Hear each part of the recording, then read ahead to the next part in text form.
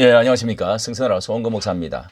이 선거에 있어서 가장 크게 염려되어지는 것이 부정선거입니다. 부정선거는 많은 증거들이 나왔고 이것 때문에 지금 통탄을 금하지 못하는 사람들이 전국에 이제 확산이 되어져서 마침내 이 국힘당에서도 선관위에서도 어느 정도 인정을 하고 이제는 수개포로 가야 될 것이다.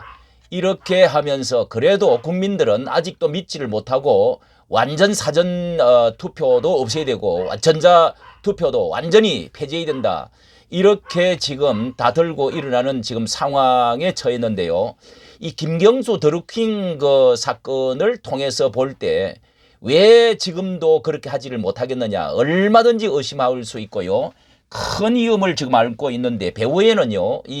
이제 주사파 북한과 그리고 중국이 가장 크게 뒤에서 지금 버티고 이것을 조종하고 있다 하는 의심을 안 할 수가 없는 상황입니다. 그리고 이 다덴밥에 이제 0.7%를 패배를 했던 그 통탄하는 그 땅을 치고 통탄하고 있는 좌파가 이걸 안 할 리가 없다고 하는 것이 중론인데요. 자, 이 자유일보에서 특히 한국 총선 비상 중국이 내년 4월 반윤 공작을 할 것이다. 이렇게를 반중 매체 에포크 타임즈, 저도 이 에포크 타임즈를 오래전부터 좀 보고 있는데요.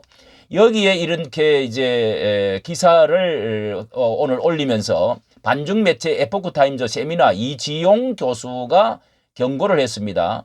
이번에 이제 그 에포크 타임즈 한국판에 20주년 그 기념 그 발표를 하면서요.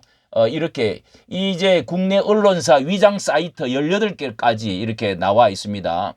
서울 프레스, 부산 온라인, 충청 타임즈, 충남 온라인, 대구 저널, 대전 교통, 그리고 여기에 강원 문화, 강주 교육 신문, 경기도 데일리 이렇게 해서 18개가 나와 있는 매체들이 가짜 중국 홍보 업체가 나와 있습니다. 이 중국이 이 반미 운동을 전 세계에 이제 공자학원이라든지 전 세계에 중국 문화를 심겠다. 굴기 해가지고 전 세계에 지금 활동을 하고 있는데요. 이게 우리나라와 지금 친중파가 많기 때문에 안 할 리가 없습니다. 이거는 정말 여기가 핵심적으로 우리가 조심하고 북한과 함께 자 이렇게 지금 매체는 지금 말을 하고 있습니다.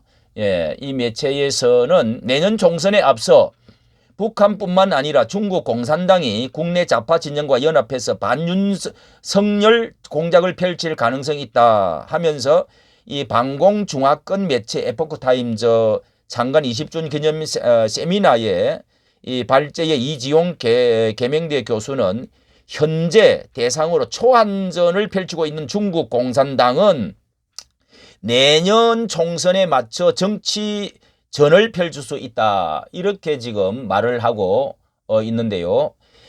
그러면서 패권 전략 목표를 달성하기 위해서 반드시 필요한 징검다리이기 때문이다. 미국 패퇴를 목표로 한 중국 공산당이 볼 때 한국을 친중국가로 만들면 반미, 한미 동맹과 한미일 연합 모두를 흔들 수 있기 때문이다. 이게 이제 북한과 손바닥이 딱 맞죠. 이를 단기적 목표로 우리나라에서 초안전을 펼치고 있다.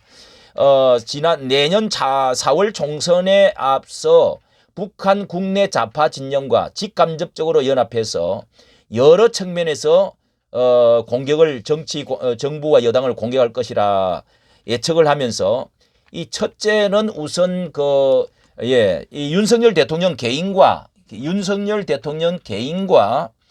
정권 비방, 가짜 뉴스 유포, 루머 유포, 그 다음에 국내 이렇게 여기에 유포하고요. 그 다음에 국내 좌파 진영의 반윤 정부 투쟁, 국내 언론을 통해 한국 경제 파탄설과 윤 정부의 실정 등 지속적으로 부각, 강력 사건 사고를 이슈화해서 민심을 동요 유도하고 국회에서는 강요를 시작해서 나중에 윤석열 대통령 탄핵 시도를 지속할 것이다. 이 교수는 내다봤다. 이거는 상식적으로 지금도 하고 있습니다. 지금도 이게 열심히 지금 민노총하고 하고 있지 않습니까? 탄핵 지금. 예. 뭐, 이 탄핵 아주 그냥, 열심히 하고 있지요. 두 번째 공격이 윤석열 정부 출범 전부터 진행해왔던 공작의 강도를 높이는 건데요. 공작의 강도를 높여가지고,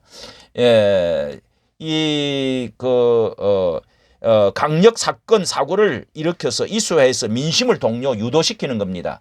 경제위기, 정책 실패 모두 윤석열 정부 탓으로 돌리는 거고, 그 다음에 더해서 여기에 외곽 지원 차원에서 중국 의존도가 높은 원자재 및 요소수, 이 지난번에 요소수 문제가 나왔는데요.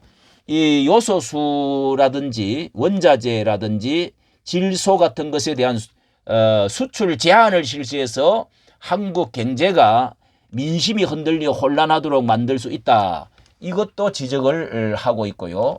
그 다음에 또 공격은 바로 부정선거. 제일 중요한 게 부정선거인데 이 중앙선거관리위에 대해서 사이버 공격은 함부로 말하기 어렵지만은 국내 거주 이거는 뭐 거의 알려진 사실입니다. 이거는 국내 거주 조선족이나 중국인 유학생 등을 선거에 동원할 가능성이 충분하다는 겁니다. 이들에게 선거권이 없어도 포털이나 온라인 커뮤니티 등에서 여론조성 선거운동 동원은 가능하다는 지적입니다. 선거권이 없어도 반복적으로 공격으로 동시다발적으로 일어날 경우에 이 총선을 흔들 것이라는 겁니다.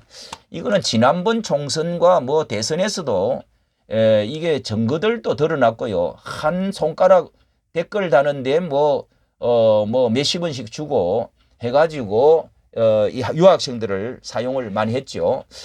그리고 여기에 친미 반중 기조 레임덕을 초래하는 게 이제 중국 공산당의 목표라는 겁니다.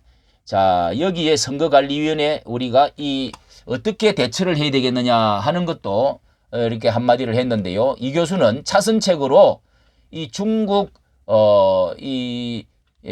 개입을 통해서 반중 친미 기조가 명확한 윤석열 정부를 레임덕으로 빠뜨리려고 하는데 여기에 이렇게 대응 방안이 현재 실현 가능성이 참 낮다는 겁니다.